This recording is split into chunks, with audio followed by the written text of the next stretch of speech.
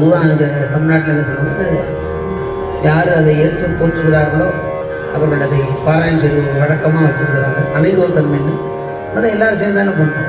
தனியாக நாங்கள் உட்காந்துருக்கோன்னா தப்பு பண்ணால் தெரிஞ்சுக்க தனியாக உட்காந்துருக்கோம்.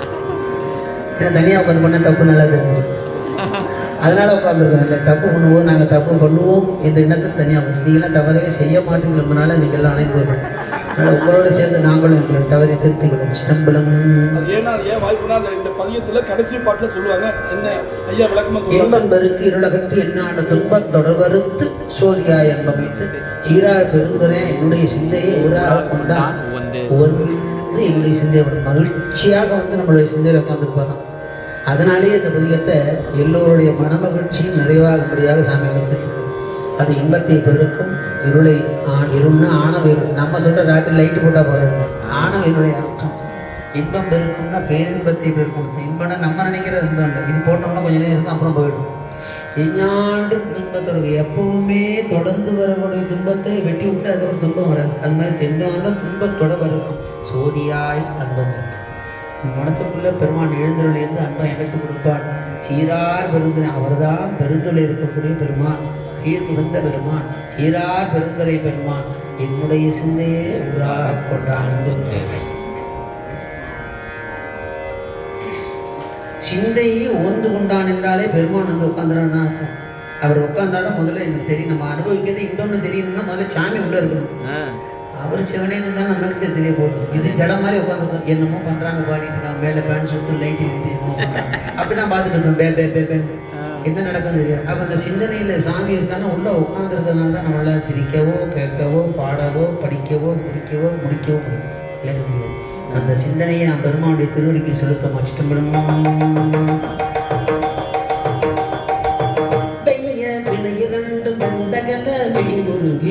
பொய்யும் பொடியாகாதும் செய்ய பெருந்துரையாண்டேன் நொந்து செந்தி மறுவாதிருந்தேன் மனத்து செந்தி மறுவாதிருந்தேன் மனத்தே ஆக்கோ அரைச்சுதோ ஆடுகோ பாடுகோ ஆக்கோ பரம்பரனை செய்கேண்டின் பரிய ஆனந்த மாலே துன்பத்தன் பெருந்துரையாகான் என்பது நாளுங்கள் தாழ்ந்து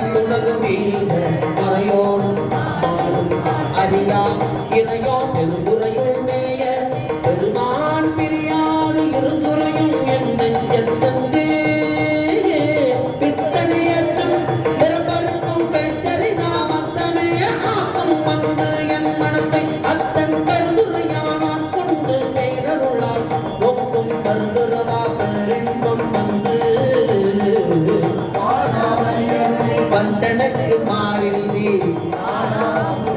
அமைந்தல் சீராதிருக்க